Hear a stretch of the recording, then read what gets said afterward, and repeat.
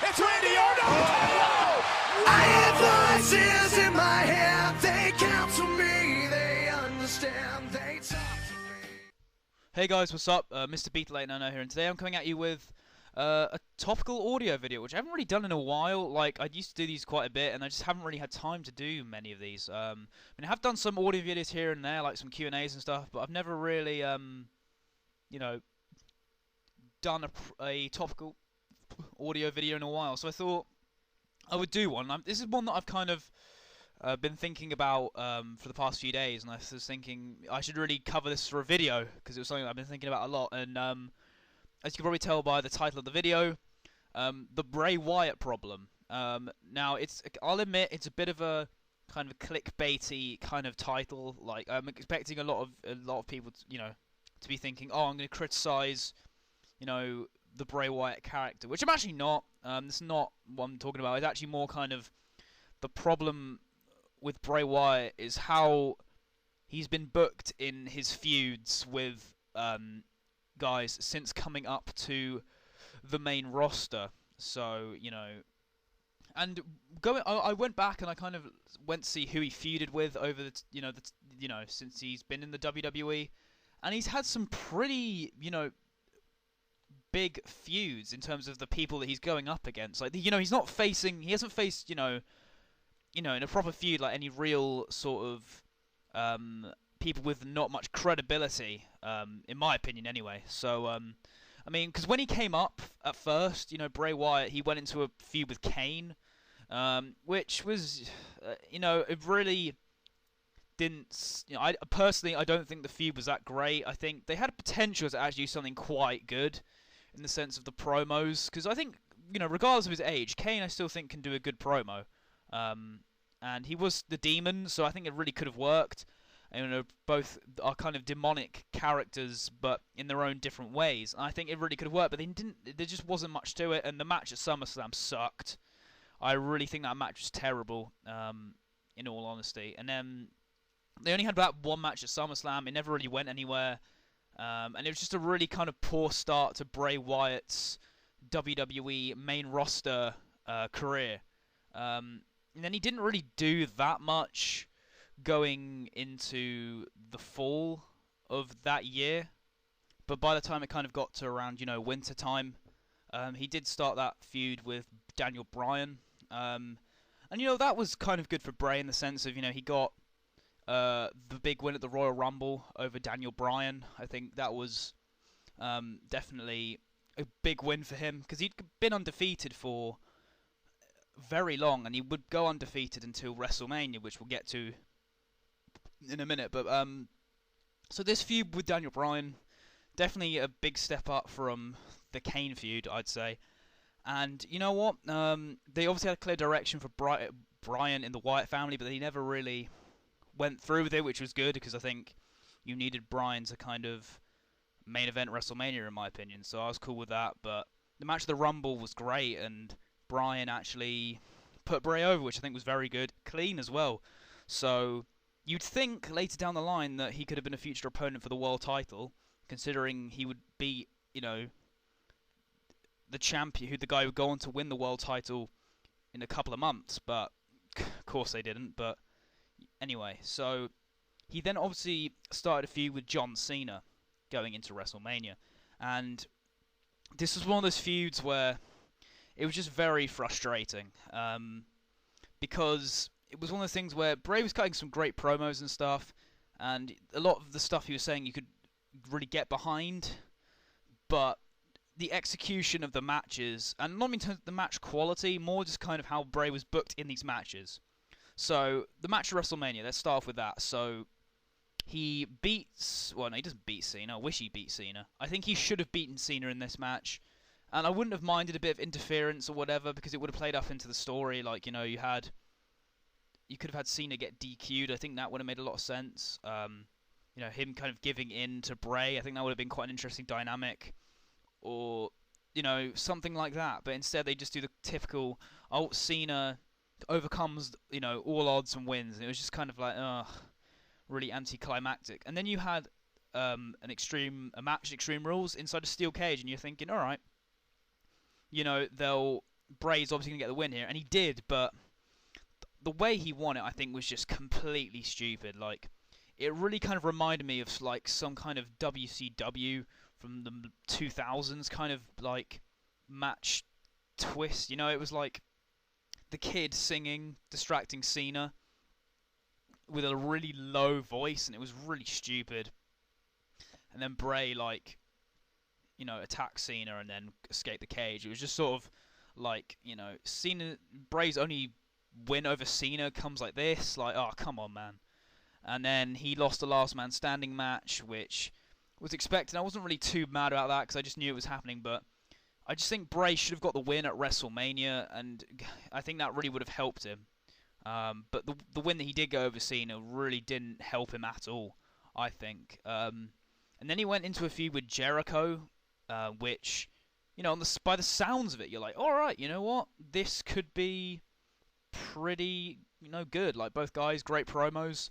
Jericho, one of the greatest promos of all time, in my opinion. I think he can cut some fantastic promos, especially as a heel. I mean, Jericho was a face going to this, but he could be serious if he wanted to. And I just think the feud kind of fell flat. Like, you had the promos, just in my opinion, kind of, they weren't terrible, but they were just very average. So you weren't kind of like, oh wow, I'm really excited for this match. And Jericho beat him at Battleground, which I think was a bit stupid. I really think Bray should have just won both matches, personally, because, again, Bray didn't really benefit much from this because, you know, he beat Jericho at SummerSlam on the biggest stage, but ultimately he'd lost at Battleground.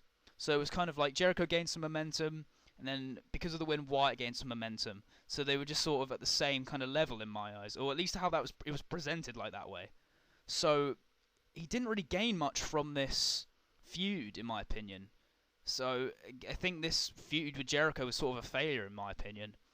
And then he just sort of didn't do much for a bit again in the fall. And then by Hell in the Cell, he went into a feud with Ambrose after he cost him a match against Rollins. And this is kind of the problem I had with Wyatt this time. He started to just enter feuds for no random reason. Like, it was kind of like Randy Orton in 2012, where he literally just walk into a feud. He would stumble into a feud with someone. And Bray's been starting to do this recently, and it's kind of started here, in my opinion. He attacked Ambrose for no real reason apart from, you know, there was just no real reason behind it. It was just kind of like, you know, and he brought up stuff about his dad, which was interesting, but ultimately we never really got a full answer to it about I mean, they said his dad was in prison, I think, but they never really looked in depth into it, so it's just kind of pointless, really. And, you know, the match at Survivor Series was good. Wyatt went over via DQ, which is a bit annoying because it was just sort of like, I'd rather just seen an outcome to the match. And the match at TLC they had was very good, but what held this back was, again, Wyatt won pretty unconvincingly. You know, a TV that was unplugged, by the way, exploded in Ambrose's face, which, you know, that just happens. You know, TVs that are unplugged will explode in your face, which I think was just stupid. So, essentially, Wyatt won 2 matches over Ambrose, very unconvincingly, yet again. And then, going into WrestleMania, right, they expect us to kind of buy that Bray's a threat to The Undertaker. I just don't see in what way he's a threat to The Undertaker. Like, this guy has beaten Daniel Bryan clean, granted, and Jericho, but he's not necessarily beaten other guys like Ambrose or Cena convincingly at all. So there was you couldn't buy him as a threat to The Undertaker.